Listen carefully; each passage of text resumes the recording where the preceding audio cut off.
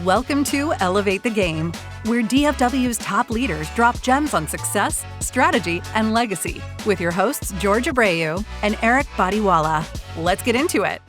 So today we've got Keri Bednarz here. She's a very successful serial business owner.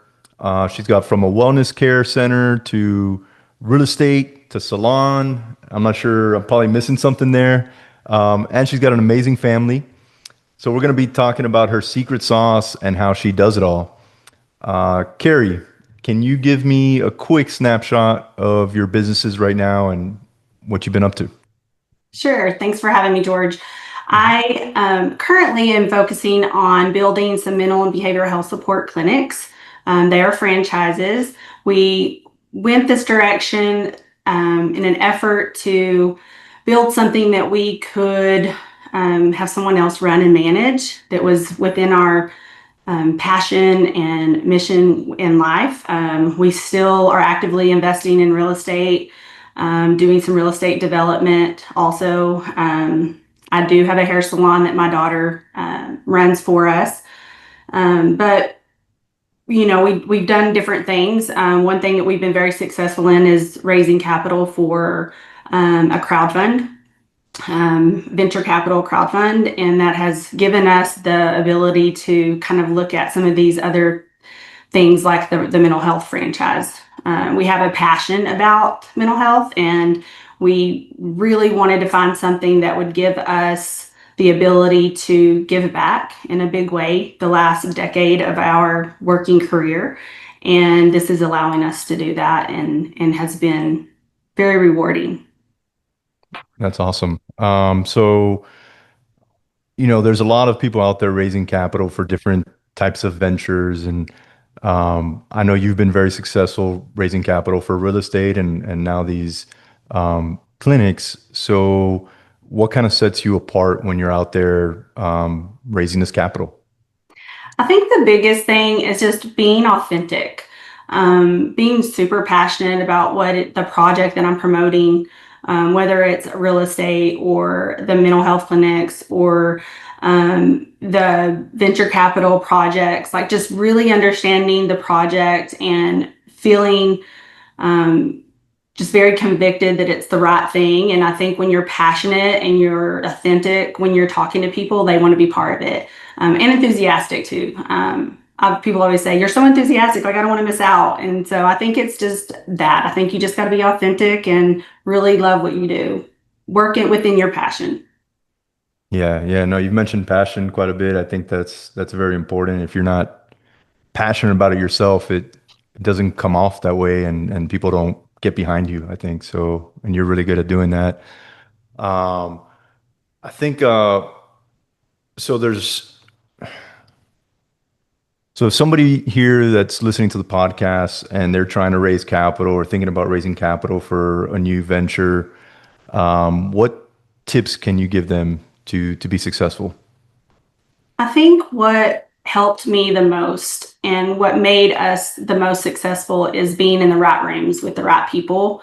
I started, joining masterminds probably 15 years ago.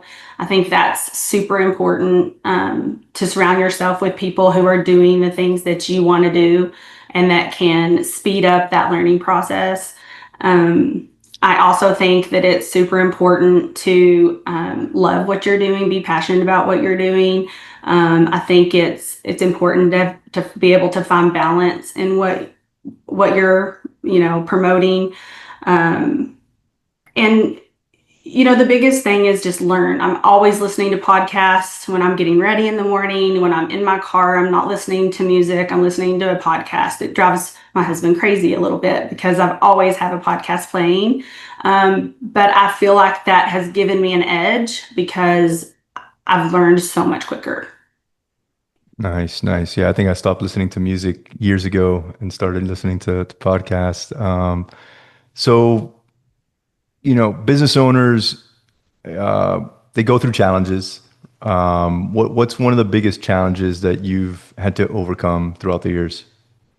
I would say the thing that I'm not good at all that has been required in every business that we've ran is marketing.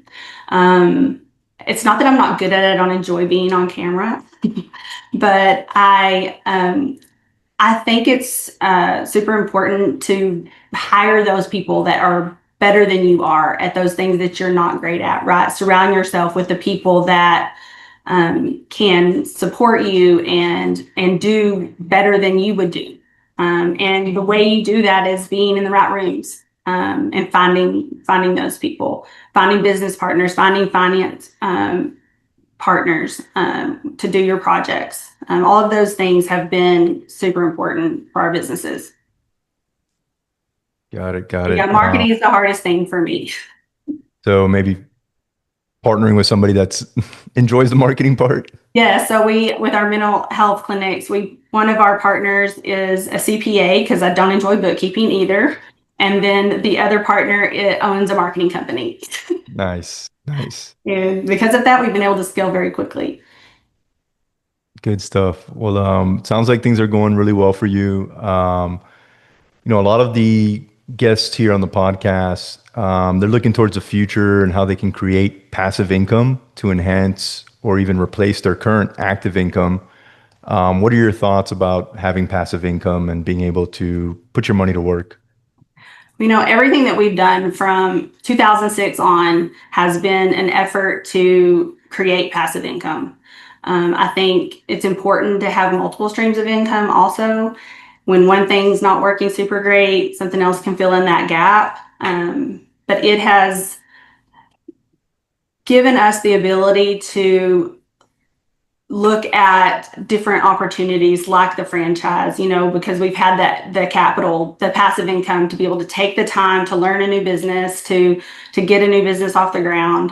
And, ideally moving forward, the next stage of our, what we're really excited about is setting up a family trust with a foundation arm that we will be able to use that passive income to give back and make a really big difference in this world. And I think that should be everybody's goal. That's amazing. Definitely, I know that's one of my goals as well is, find a way to give back. One question I have from there, I guess you've done several different investments for passive income. What have you found to be the most successful, I guess, in getting that passive income coming in? I think our most successful deal was the venture capital for a project called Blockchain Sports. It was risky, but it's going to pay, or it is paying in a very, very big way. And that's what has given us the ability to keep moving forward towards our dream of having the foundation. And ultimately, that's what I want to do. I want to step back from the franchise, let the right people run that business, and me run a foundation that supports that business. That's what I want to do. That's what I'm hoping I get to do soon. And we're in the process talking to professionals about getting those things set up. But our real estate has been just that tried and true, always worked well for us. We've had years that weren't great, and that's okay because we had other streams of income that were taking its place. We came from a farming background where everything required manual labor, lots of manual labor, and help. And when we made the decision to transition out of that business model into more passive income, it's just given us a lot more peace and less stress. Well, I say less stress. It's all stressful, but we're getting there. And I think just having that multiple streams of income is my biggest advice to someone, just so that you can pivot when you need to pivot. No, that's good advice. And that one you did mention, that's the blockchain kind of crypto, right? Mm-hmm. Space. Yeah. Yep. Yep. It hit big, just coin listed in August, and So big risk. it was That's really paid big. off. But it was a risk because it was a startup, but it's going to pay off in a really big way. It's been a fun project to be part of.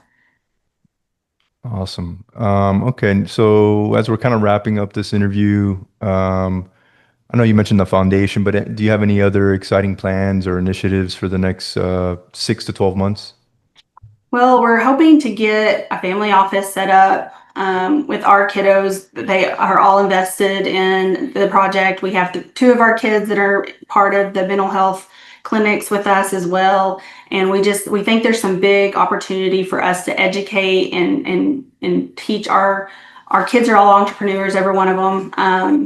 And they're learning along with us, and this opportunity to set up a family office and have them be on the board and do, all of those things with us will allow us to keep our wealth and not just spend it, but educate through it and do some really good things with it. That's what I'm most excited about for the next 6 to 12 months. Hope it all works out, and I hope that we can get there.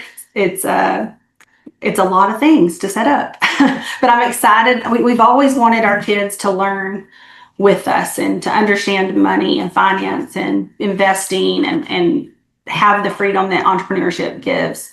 And we're excited that we're able to do that in this big of a way.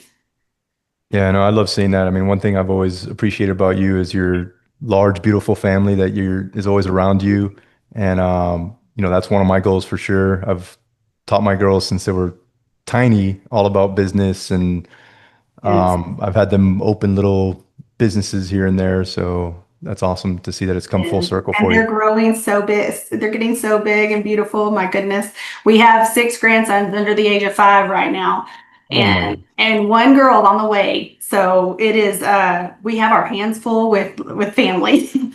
With our 5, we have 2 kids that aren't even married yet. So it's wonderful, great. But it's really neat when your family can come together and learn and make a change in the world. And so we're hoping that everything goes right and we can complete that dream and really be able to, as a family, create a family dynasty, and hope that it'll go on forever and ever. And I know you're working very hard to do that too. And I think it's fantastic. You've taught me a lot when I worked with you. So I very much enjoyed that time of my career. Yep. Same here. Same here. All right, Keri. Well, thank you very much for your time today and sharing all the insights that you gave and the tips. If people would like to connect with you, what should they do? Well, if you're looking for mental and behavioral health support in Texas, you can find me at mccur.care. That's our website, or Keri@mccur.care is my email. I'm on LinkedIn, Facebook, and Instagram at Keri Bednarz.